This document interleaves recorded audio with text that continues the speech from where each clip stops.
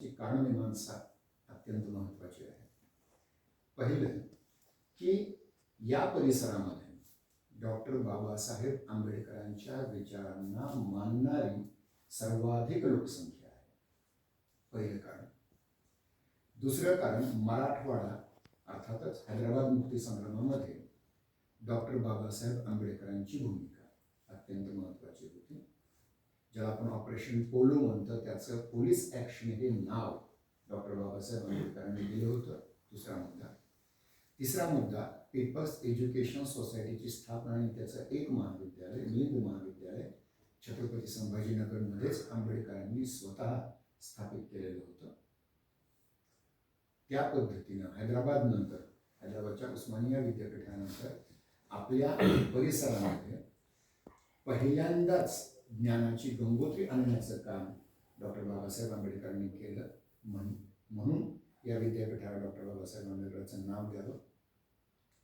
यामध्ये एक महत्त्वाची घटना आहे. ज्यावेळेस पीपल्स एज्युकेशन सोसायटीच्या मिलिंद महाविद्यालयाची स्थापना होत होती, त्यावेळी माणिकचंद पहाडे, ज्यांच्या नावाने विधी महाविद्यालय आहे, आणि गोविंदभाई श्रॉफ, ज्यांनी सरस्वती भवनची स्थापना केली, त्या दोघांनीही आंबेडकरांना जाऊन भेटले आणि त्यांनी म्हटलं की खरोखरच आपला समाज एवढा प्रगल्भ आहे का हे महाविद्यालय चालू शकेल. विद्यार्थी संख्या थोडी तर पडणार नाही, कमी तर पडणार नाही. त्यावेळी डॉक्टर बाबासाहेब आंबेडकरांनी सुतवाच केलं होतं, भविष्यवाणी केली होती की या मातीतून एवढे विद्यार्थी निर्माण होतील, आपल्याला एकच काय, अनेक महाविद्यालयाची स्थापना करावी लागेल. महाविद्यालयच काय, विद्यापीठाची सुद्धा स्थापना करावी लागेल. म्हणून आंबेडकरांचं नाव देण्यात यावं. त्यानंतर नवयान बौद्धांना अजिंठा आणि वेरूळ लेण्यांचं आकर्षण होतं, जे या परिसरातील आहेत. ते सुद्धा एक आकर्षक कारण महत्त्वाचं आहे.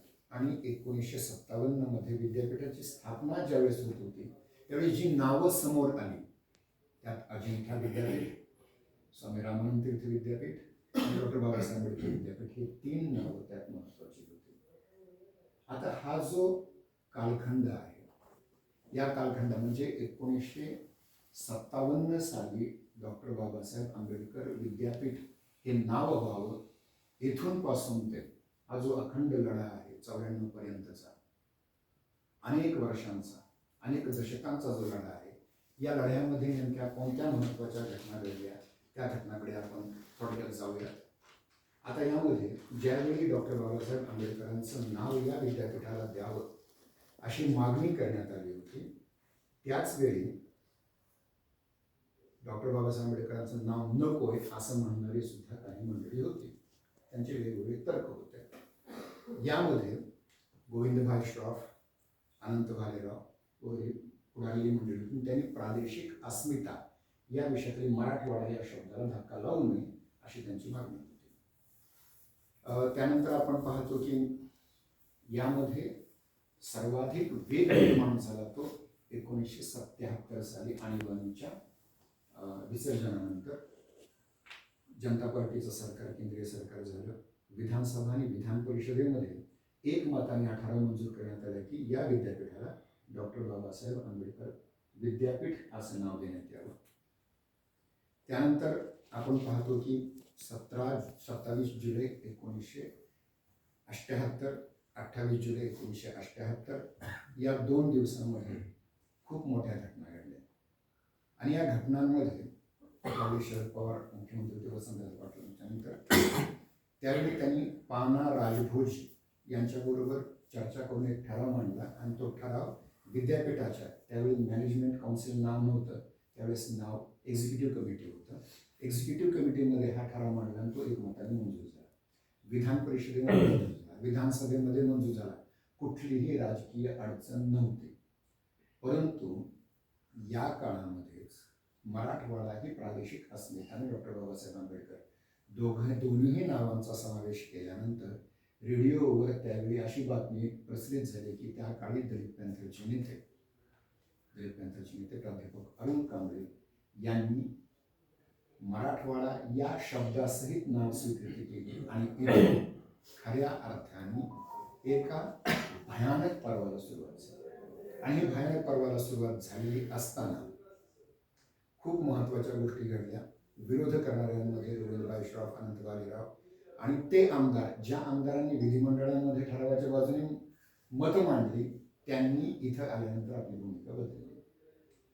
आणि त्यावेळी काही तर नाव मी मुद्दाम सांगणार नाही, त्यातले काही वाक्य सांगतो मी. एका विशिष्ट व्यक्तीने असं म्हटलं की दलिताची शेवटची झोपडी जाळू परंतु आंबेडकरांचं नाव देणार नाही. एका महान, ज्याचं परवाच निधन झालं, अशा एका व्यक्तीनं असं म्हटलं की रक्ताचे पाठ वाहतील पण आंबेडकरांचं नाव देण्यात येणार नाही. आणि दंगले, जाळपोळ, पूल उडवणे, 10 दिवस अनन्वित अत्याचार. 10 दिवसाच्या अनन्वित अत्याचारामध्ये 250 लोकांचे बळी गेले. त्यापैकी 150 लोकांची नावं सापडली. त्यातली काही नावं मी वाचून दाखवतो. जनार्दन मावाडे, पोचीराम कांबळे, गौतम वाघमारे, भीमराव पाटील, रतन मेढे, रोशन बोरकर, दिलीप रामटेके, अविनाश डोंगरे, ज्ञानेश्वर साखरे, कैलास पंडित, भागाजी किल्लारे, गोविंदराव भुरेवार, नारायण गायकवाड, दिवाकर थोरात, सोमाजी कुत्तरमारे, संभाजी थोरात, सुहासिनी बनसोड महिला, प्रतिभा तायडे, मुसलमान, अब्दुल गफ्फार, अब्दुल सत्तार, शब्बीर अली हुसेन. त्याचबरोबर सोलापूरला एका CRPF जवानाने स्वतःच्या सर्व्हिस रायफलनी स्वतःवर गोळी झाडून या बाबतीत आत्महत्या केली, एक प्रकारे स्वतःच बलिदान दिलं. आणि यावर केंद्रीय सरकारने एक कमिटी बसवली होती, रामधन कमिटी. रामधन कमिटीचे रिपोर्ट अद्याप बाहेर आले नाही, सार्वजनिक झाले नाही. बरेचसे त्यातूनही उलगडे होऊ शकतात, मी त्यात जाणार नाही आहे जास्त. परंतु महत्त्वाची गोष्ट यात अशी आहे की या तत्कालीन कारण काय झालं, म्हणजे छत्रपती संभाजीनगर जिल्हा असेल, जालना जिल्हा असेल, परभणी असेल, नांदेड असेल, लातूर असेल, धाराशिव असेल, इथे प्रचंड मोठ्या प्रमाणामध्ये जाळपोळ, दंगे, मारामारी वगैरे झाले. परंतु यात बीड जिल्हा मात्र तिथं काही झालं नाही. याचं महत्त्वाचं कारण तिथं असं होतं की तेथील लोकांनी, विद्यार्थ्यांनी विशिष्ट पद्धतीनं या गोष्टीचा एक विरोध केला. आणि त्यात महत्त्वाची गोष्ट अशी आहे की या पाठीमागे एक स्वार्थ होता. कोणता स्वार्थ होता? तर की दलित तरुणांनी जवळपास 240 एकर गायरान जमिनीवर कब्जा करून सामुदायिक शेती, जी गाळाच्या जमिनीची होती, ती निर्माण करण्याचा प्रयत्न केला होता, प्रयोग केला होता. आणि याला ग्रामस्थांनी विरोध केला, हा एक तत्कालीन प्रभाव दिसतो. त्यानंतर एक महत्त्वाची गोष्ट इथे झाली की 22 जुलै 1979 या दिवशी गुलमंडी, छत्रपती संभाजीनगर गुलमंडीमधील वसंत भुवन याच्या बैठकीमध्ये लॉंग मार्चची घोषणा करण्यात आली. आणि संपूर्ण महाराष्ट्रातून वेगवेगळ्या मार्गातून, कोणी कोल्हापूरवरून, कोणी नागपूरवरून, अमरावतीवरून अनेक असे मोठे मोठे लॉंग मार्च निघाले. यांचं विसर्जन क्रांती चौकात झालं आणि वंदनीय आदरणीय माईसाहेब आंबेडकर यांनी त्याला संबोधित केलं होतं. अशा अनेक घटना घडल्या. तर यामध्ये सगळ्यात महत्त्वाची भूमिका जर कोणी केली असेल, पार पाडली असेल, जवळपास राजा ढाले आणि नामदेव ढसाळ यांच्या अंतर्गत दुफळीमुळे दलित क्रांतीचा संपला होता. आणि त्यावेळी या पीपल्स एज्युकेशन सोसायटीच्या महाविद्यालयांमधून तिथं अजिंठा नावाचं एक वसतिगृह होतं. त्या वसतिगृहामधील विद्यार्थ्यांनी खूप मोठी काम केलं आहे. आणि या कामामध्ये दलित युवक आघाडी नावाची संघटना होती. या संघटनेच्या मुलांनी खूप मोठं काम केलं आहे. आणि यानंतर खूप काही घटना घडल्या. आणि त्यानंतर छत्रपती संभाजीनगरमध्ये लॉंग मार्चनंतर नामांतर कृती समितीचं गठन झालं. आणि त्यामध्ये 3 महत्त्वाच्या लोकांची नियुक्ती करण्यात आली. बापूसाहेब काळदाते, गंगाधर पात्रीकर प्राचार्य आणि तिसरे प्राचार्य सर्जेराव ठोंबरे. भाजपा आणि अखिल भारतीय विद्यार्थी परिषदेची हे खूप मोठं योगदान त्यात आहे. गोपीनाथ मुंडे ऑर्थर रोडमध्ये याचे सगळे जेलमध्ये बंद होते. त्याचबरोबर जे अन्य पुरोगामी विचारांची लोक होते, बाबाराव सारखे, त्यांनी 12 दिवस कुपोषण ऑर्थर रोड जेलमध्ये केलेलं होतं. असा एक खूप मोठा यामध्ये इतिहास सांगता येईल. त्याचबरोबर एक महत्त्वाच्या गोष्टी, 1-2 महत्त्वाच्या गोष्टी अशाही आहेत की रामदास आठवले त्यावेळेस अत्यंत सक्रिय होते. माई आंबेडकर होत्या, नामदेव ढसाळ, प्रकाश आंबेडकर मात्र निष्क्रिय होते. यशपाल सरवदेंनी यात सगळ्यात मोठी भूमिका निभावली आपल्या धाराशिवच्या. सोलापूरला ज्यावेळी तत्कालीन मुख्यमंत्री शरद पवार साहेब आले होते, त्यांच्या गाडीसमोर उडी मारली आणि त्यानंतर त्याचं याबद्दल सुशील कुमार शिंदेंनी पुस्तकामध्ये नोंद केलेली आहे. अनेक गोष्टी त्यात आहेत. गंगाधर गावित, प्राध्यापक अरुण कांबळे, प्रीतम कुमार शेगावकर, उमाकांत रणधीर, रमेशचंद्र परमार, TM कांबळे या लोकांनी खूप मोठी भूमिका तिथे केलेली आहे. प्रल्हाद चंदवलकर, जबी पवार, भाई संगारे, अरुण कांबळे, रामदास आठवले, यशवंत मनोहर, कमलाकर कांबळे यांच्या लेखावरून या सगळ्या गोष्टी घेतल्या. पार्थ कोळके, रमेशचंद्र परमार, बापूराव कोळके, ज्योतिराम जवार, प्रकाश शिरसाट आणि इतर लोक इतर जे आहेत ज्याच्यामध्ये बालचंद्र फडके, भूषण कुमार जोगुरवार, भास्कर जाधव, बाळ कल्याणकर, सुधीर बेडेकर, भाल बोळे, अरुण साधू, बाबूराव बडो इत्यादींनी खूप मोठी भूमिका इथं आपली निभावलेली आहे. आणि या सर्व कालावधीमध्ये आताच आपण मराठीची गझल कार्यशाळा घेतली. त्या गझल कार्यशाळेमध्ये एक शेर वाचला गेला होता, तो सुद्धा नामांतराच्याच, म्हणजे ज्याला आपण सुरेश भटांच्या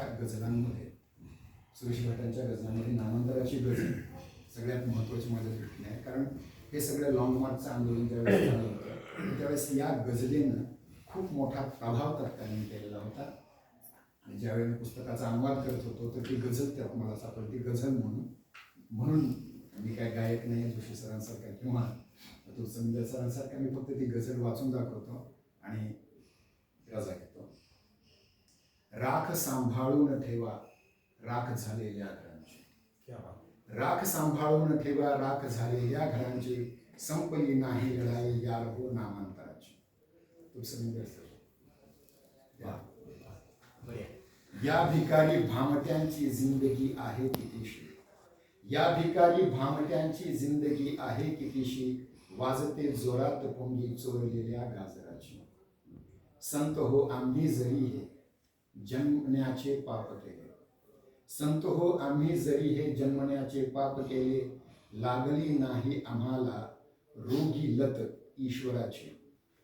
काय न्यायाचा निवाडा एवढा दुर्बोध होता, काय न्यायाचा निवाडा एवढा दुर्बोध होता, ही कशी आताच झाली मागणी भाषांतराची. कालही अंधार होता आजही अंधार आहे, कालही अंधार होता आजही अंधार आहे, काय सूर्यालाच दारे झाली बंद अंबराची. चालती रेतीवरी ही मोडकी त्यांची जहाजे, चालती रेतीवरी ही मोडकी त्यांची जहाजे, पाहिली कोठे तयांनी लाट साधी सागराची.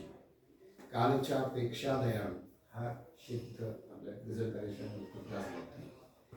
कालच्या पेक्षा दयाळू हा नवा आला कसाई, कालच्या पेक्षा दयाळू हा नवा आला कसाई, घालतो गायीस हाडे कापलेल्या वासराची. जे उद्या होणार त्याचा आज मी आहे पुरावा, जे उद्या होणार त्याचा आज मी आहे पुरावा, घे भविष्या नोंद माझ्या बोलक्या हस्ताक्षराची, बोलक्या हस्ताक्षराची. या पद्धतीने ही गझल या लॉंग मार्चमध्ये खूप गायली गेली. खूप काही स्थित्यंतर घडले, मी मुद्दामून काही नावं टाळलेली आहेत. परंतु एक लक्षात असं येतं की ज्याप्रमाणे छत्रपती शिवाजी महाराजांच्या मृत्यूनंतर मराठी जनता औरंगजेबाविरुद्ध अनेक वर्ष लढली होती, त्याच पद्धतीने डॉक्टर आंबेडकरांच्या परिनिर्वाणानंतर सर्वसामान्य जनता ही सतत लढत राहिली आणि या लढ्याचं फलित आपल्याला 94 साली मिळालं. तर हा एक गोषवारा मी आपणासमोर ठेवलेला आहे. खूप काही बोलता येऊ शकतं, परंतु तरीही वेळेची मर्यादा आणि आपण सर्वांचे चेहरे पाहून, कारण पुन्हा असा माझ्यावर आरोप केला जाईल आमची एक सुट्टी अजून खाल्ली, सॉरी त्याबद्दल.